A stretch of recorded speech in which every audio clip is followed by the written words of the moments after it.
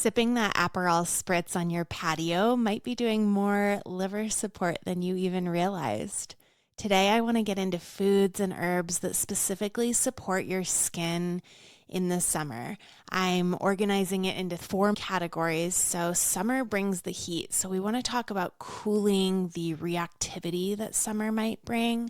I want to talk about clearing congestion and increased oiliness that you may experience with the humidity, keeping your skin dewy and hydrated while the sun is, maybe baking moisture out of your skin.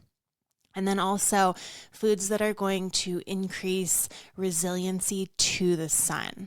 I'm going to be putting my herbalism hat on, and some of the stuff that we're going to cover may surprise you today.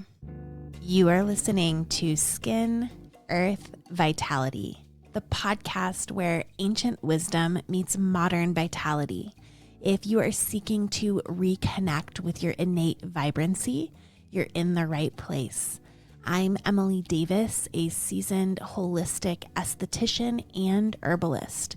Join me as we unlock the secrets of ancient skincare practices, explore the beauty of seasonal and nature-based living, herbalism, and true holistic well-being for you and the broader ecosystem. This podcast is brought to you by Stratum Aesthetics. Head to stratumaesthetics.com to find curated skincare, body care, and other wellness products hand-selected by me. Now enjoy the show. Please remember that the information I share in this podcast is based on my personal and professional experience and is intended for educational and informational purposes only. It is not individualized skincare advice, nor is it medical advice. I encourage you to take charge of your own health decisions and listen to your body, seeking out the resources and professionals that best support your wellness journey. Welcome back in. Summer is gearing up. I'm into it. We had a picnic at this super cute free outdoor concert that our little town does through the summer the other night. Last night we went to go see the Goonies at this wildlife center here that is doing a summer outdoor movie series. There's been Saturday morning yoga in the park, all of the farmers markets. We just planned our first camping trip for the year. I feel like this is going to be a really good summer. I'm really feeling that outward expressive energy, and I'm just into it. Leaning into the season that you're in slows life down just a little bit, and it makes it all feel just more juicy and magical. And then when I found out that that was actually a wellness practice, that seasonal living is a wellness practice, I was like, oh my God, that's amazing. And I was excited because it changes the whole vibe of what it's like to try to be healthy. And of course, that is actual wellness, like feeling good, feeling vibrant, feeling like, yes, of course, this is how my body should be. Seasonal living gives me butterflies because everything gets to be new all the time. It breaks up monotony and it feels nostalgic. I was sitting on my porch as I was writing notes for this podcast episode the other day and thinking about all of this. I feel like it's ingrained, this feeling to be like, okay, the ecosystem I'm in right now is different and I'm hungry for different things. I'm really loving zucchini and fresh fruits. I'm feeling called towards making green juices in the morning. And I'm not so called to potatoes and heavy things and stews. And that just makes sense. Your body knows what it needs. And if you like this lens on skincare, make sure that you sign up for my weekly newsletter. It's called Moon Day Notes. I send it out every Monday, and it talks about things like this, like seasonal living and what your skin and body are asking for at that particular time of the year. I'm, of course, in the Northern Hemisphere, so I will oftentimes be talking about what's going on in my climate. But I also share just really lovely tips, tricks from an herbalist and a holistic esthetician point of view. So if you're into it, you can find the link in the show notes. But let's get into some skin supportive foods and herbs that you might want to pick up and play around with this season here in the summertime. One really fun thing that I've been doing lately is to pick a new produce item or a new way to cook a produce item that I already make often. And so I'll do this every week. I've got like a new item or a new way to cook an item, and I cook a new recipe every week that I'm completely unfamiliar with. And it's helped me to find fun new things that I hadn't tried before, fun new recipes. So maybe today you will find one or two that call to you, and you can claim that ritual for yourself and make it your own. So when we think of skin supportive foods for summer, of course, we've got the heat ramping up. So during this time of year, we want to cool the redness, cool reactivity, cool heat flares. The next one is more specific if you live in a humid climate, but I think it applies to everywhere, and that's clearing the skin, oily, congested skin that can get aggravated in the summer. The humidity, of course, is going to aggravate that. Maybe that looks like more clogged pores. Maybe that just looks like more puffiness. The next one is the other side of the coin, which is increasing dewiness, increasing hydration and plumpness. And even if you are experiencing increased oiliness, you may still be getting more dehydrated. So the heat from the sun, increased heat, is going to actually increase evaporation of water out of your skin, of water out of the earth. I was weeding. Gosh, it rained so much. I think it was last week or the week before. And I was weeding, and it was so fun to just pull the weeds right out because the soil was so damp. And then a couple days later, it was dry again, and I was looking at how cracked the soil was where I had been weeding. And I was like, oh my gosh, that's everybody's skin right now. And it's not just the sun, it's also the air conditioning pulls humidity out of the skin. I got this little gadget that measures hydration levels in the room because I wanted to make sure my humidifier was actually making a difference that I was running at nighttime. And I was noticing the difference between the humidity in the room when I had the air conditioning going and then humidity in the room when air conditioning was not going. And it was a drastic difference. Really interesting to see that humidity actually drop in real time once the air conditioning goes on. So we want to be eating foods that are going to increase our hydration no matter where we are during the summer. And then finally, sun resilience. Getting in antioxidants and nutrients that improve our skin's ability to withstand the sun and reduce damage. So with that said, let's go ahead and dive into each category. Let's first talk about cooling heat in the skin and calming reactivity. When I think of herbs that are supportive for this, first one that comes to mind is always rose. Rose is deeply cooling. It has a long traditional use for hot reactive skin, both topically and internally. I love to drink a rose tea. One of my favorite ways to prepare this is Anima Mundi has a rose powder. And so I use maybe a teaspoon of that. I will also add pearl powder and shatavari, which we'll talk about those as well. And then I might add in some cardamom to balance all of these cooling herbs, maybe even some ginger. This I call my pretty girl drink, and it's just such a beautiful way to cool not only the skin, but your emotional landscape. The next herb that I think of for this is hibiscus. Hibiscus is a refrigerant herb. It's going to cool by helping the body release heat through the kidneys and by calming vascular reactivity. And less pressure in the vasculature means less flushing and redness at the skin's surface. I love topical hibiscus, but hibiscus tea is also something you'll catch me sipping all summer long. I'll usually add that with some linden.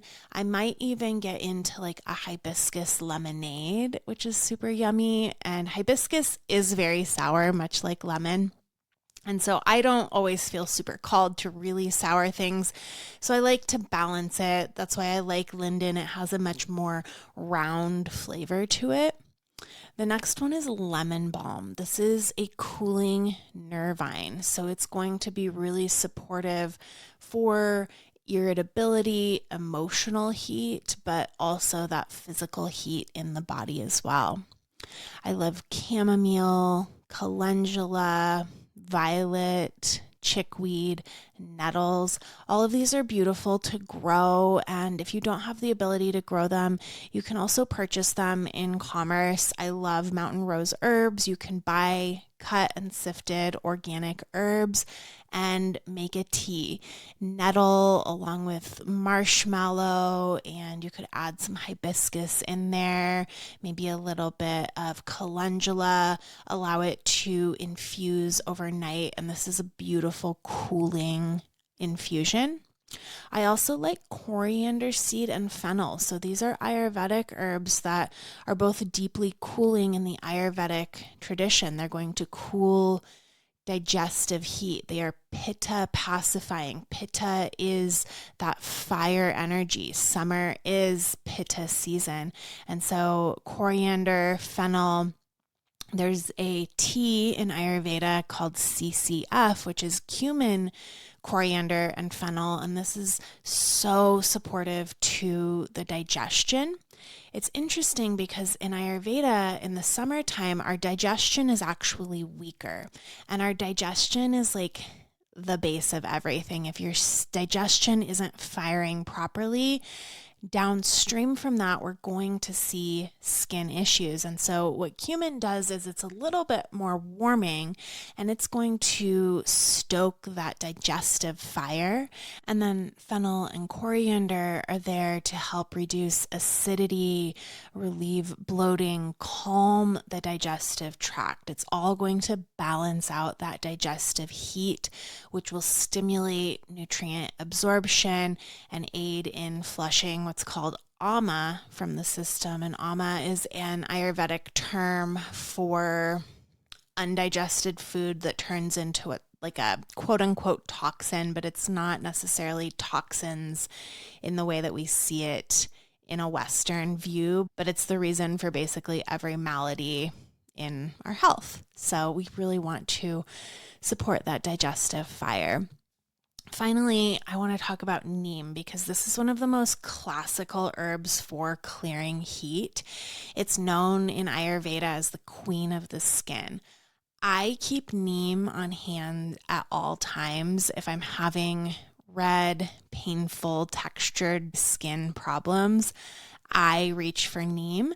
Neem is not for everyone. It's not if you are pregnant or if you're trying to become pregnant. And it's always used in cycles rather than continuously. It's a very drying herb. And so when I'm using it, I'm also always counterbalancing it with things like coconut water, aloe, marshmallow.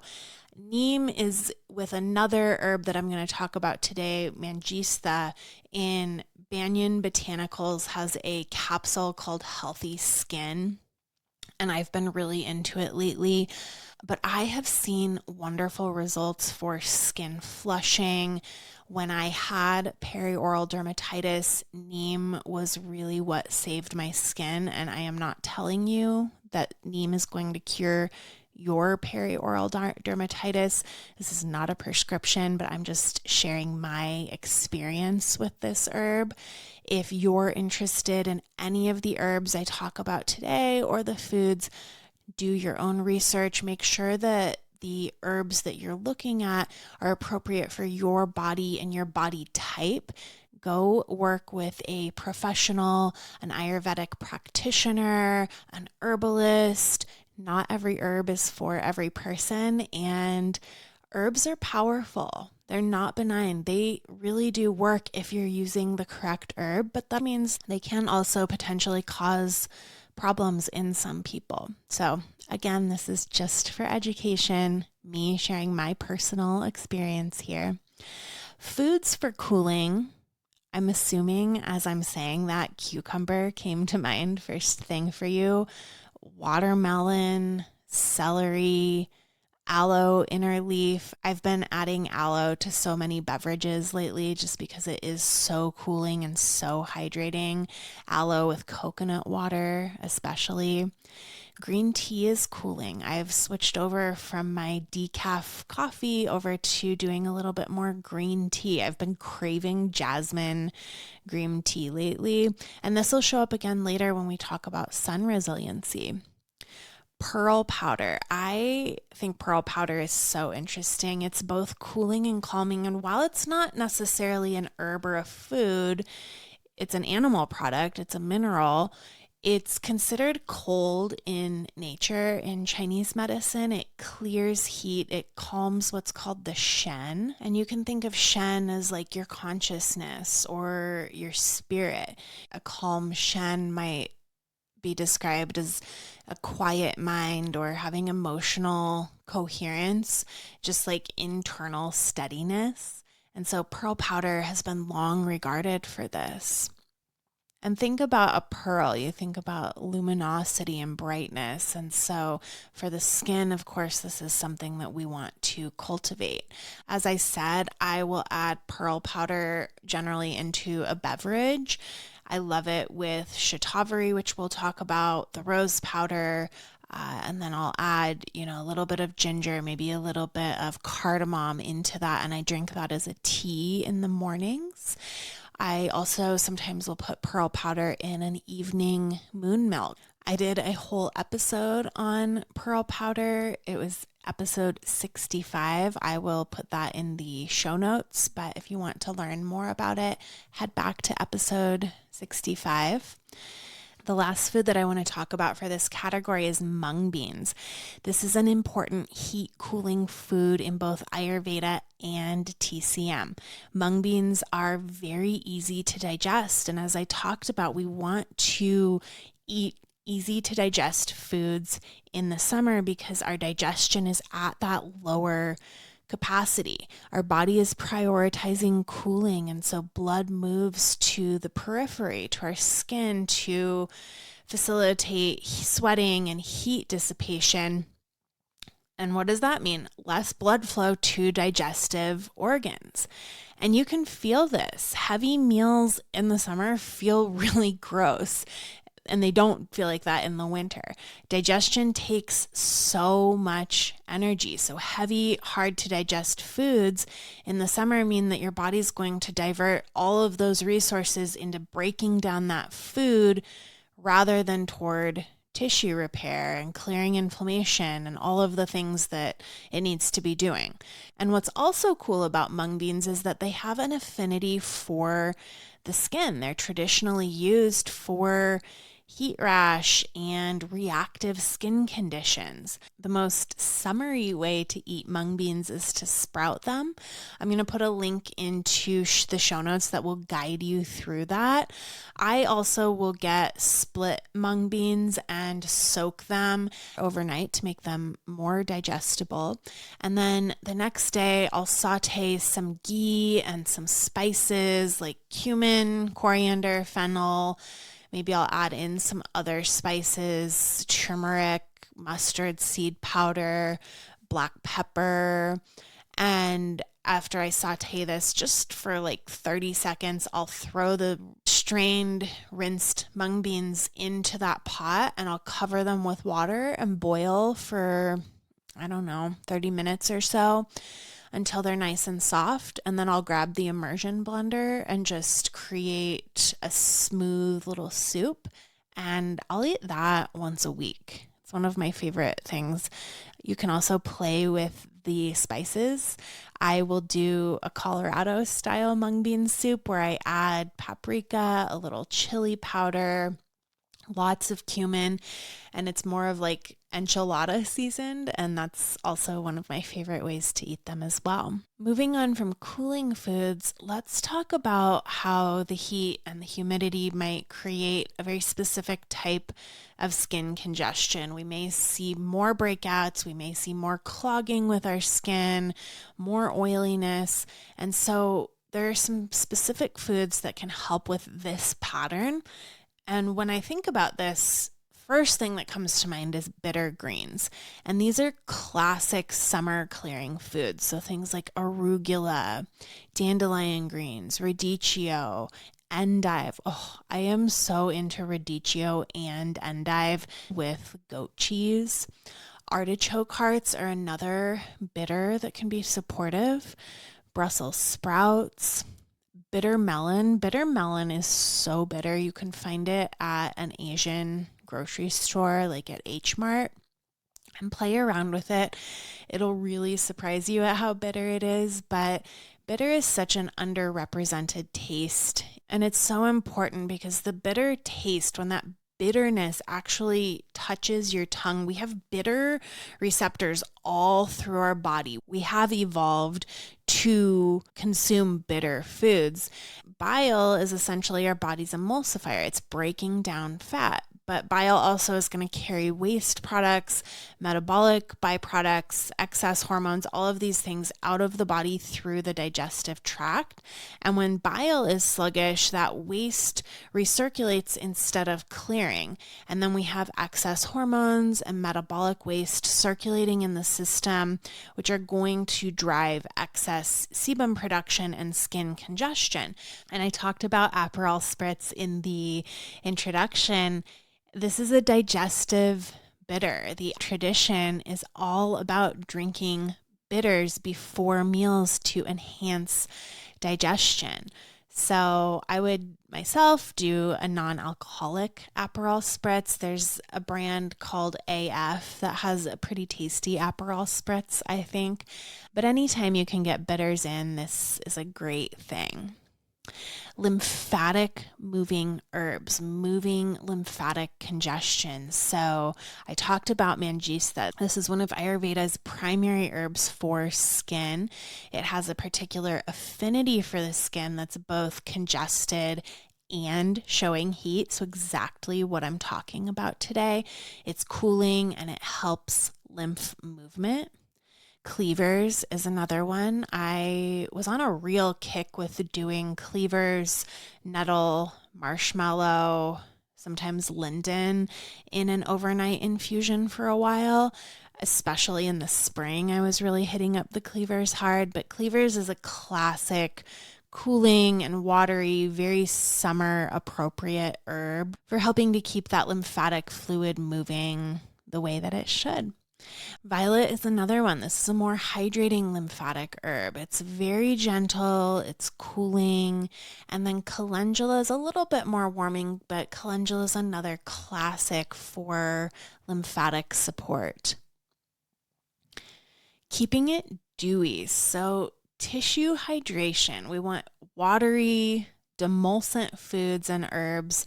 So again, I think cucumber, watermelon, marshmallow root, coconut water, chia seeds. Oh, I love to do a chia pudding in the morning with a little bit of stewed apples. Chia holds water in the gut and it really helps to support tissue hydration. And then of course bone broth. I think of bone broth more so in the fall and the winter, but we really need to be drinking warm liquids all year round. When I was in herb school and I learned that warm liquid actually is more hydrating than cold liquid, my mind was blown. Cold water causes a little bit of a vasoconstriction in the gut, which is going to slow down water absorption. And water that's warm is going to help support circulation and lymphatic movement. And what's very interesting to me is that both Ayurveda and Chinese medicine argue that cold drinks just douse that digestive fire that we talked about and impair our gut's ability to absorb and distribute fluid. And anything that supports digestion is also going to indirectly support hydration. Cold is just very slowing, and warm is opening and moving. We think about how other cultures don't have ice at the ready like we do here in America. And traditionally, throughout history, ice isn't necessarily something that we would have on hand. So I know an iced coffee in the summer is like chef's kiss, but coffee is superheating. Ice can really douse that digestive fire. And so it's not actually the most supportive thing. Not saying don't enjoy your life, but just understanding cause and effect of what's going on and understanding what these cultures that have been around for thousands and thousands of years have observed over a long period of time is very interesting to me. Moving on, some more foods and herbs that are hydrating will include ripe, sweet fruits, mangoes, cherries, strawberries, everything that you find at the farmer's market that's in season this time of year, that's ripe and juicy, is going to be a wonderful way to eat your hydration. Another Ayurvedic herb, shatavari. I have heard this pronounced as shatavari ever since I started really paying attention to the Ayurvedic world. In herbalism school, it was introduced to me as shatavari, so I've heard it pronounced both ways. I've been into shatavari lately. It kind of rolls off the tongue. This is very good for keeping your skin dewy. It's a deeper demulcent, which means that it coats and soothes dry and irritated tissue from the inside out. It's a very important herb for deeply nourishing and replenishing. It's what's called ojas building. And so this means that it's going to rebuild your vital essence. It's indicated for depletion and burnout and when you're feeling really run down. And I just think about it as like drinking your moisturizer. And then finally, pomegranate. Pomegranate is so cooling. It's so hydrating. It's also ojas building. So it's going to build that inner vitality.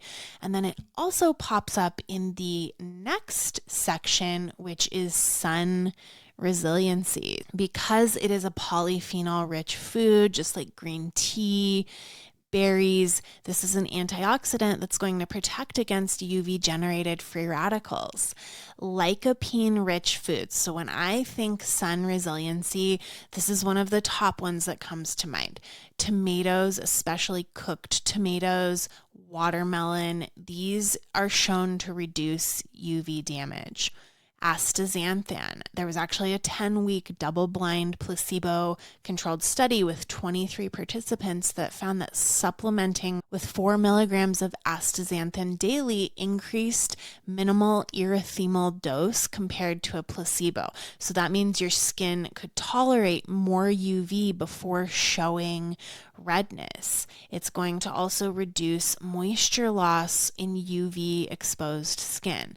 And of course, food sources are always a lower dose than a supplement or an extract, and it's going to be less consistent than what's done in a study. Studies are done on supplements and not on a person who's just casually eating salmon.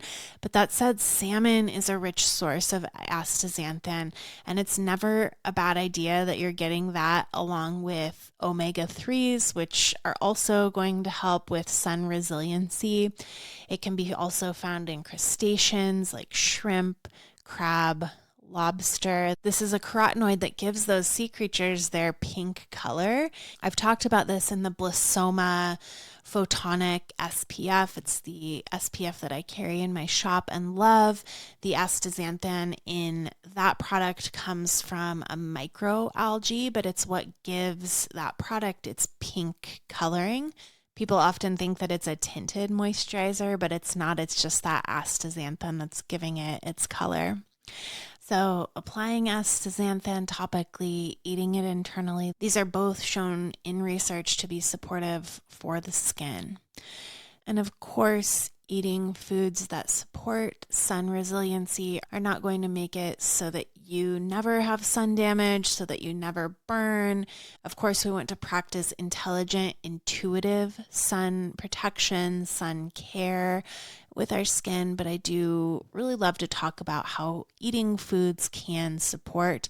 I don't love when I see headlines like eat your SPF for many reasons, but one is that I think it can be a little bit misleading, and we still want to use our own intelligence and discernment when we're thinking about how to be healthy in the sun. We've evolved with the sun for a very long time. The sun is our life force, and that also doesn't mean that we lay out in the sun all day long and get burned and then go back home and look at screens late into the night and totally disrupt our circadian rhythm, making our skin confused about how to adapt to this very powerful star that we're under.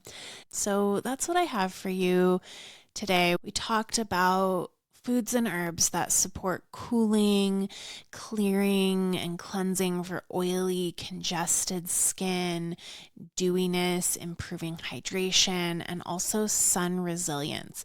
I hope that you found maybe one food that you were unfamiliar with that you want to play around with, or maybe you were just reminded of something that you really love that you want to bring back in and come up with a new recipe to spice things up a little bit. I hope that this was helpful and supportive. I will be back next week. We'll be talking about the sun a little bit more, and the sun is medicine and how to be intelligent in the sun. I cannot wait to discuss that, and until then, be well. You've been listening to Skin, Earth, Vitality. If you like what you heard today, consider giving me a 5-star rating. It helps other people just like you to find the show. You can shop products and find all of my offerings on my website, stratumaesthetics.com, and follow me on my social channels at Stratum Aesthetics.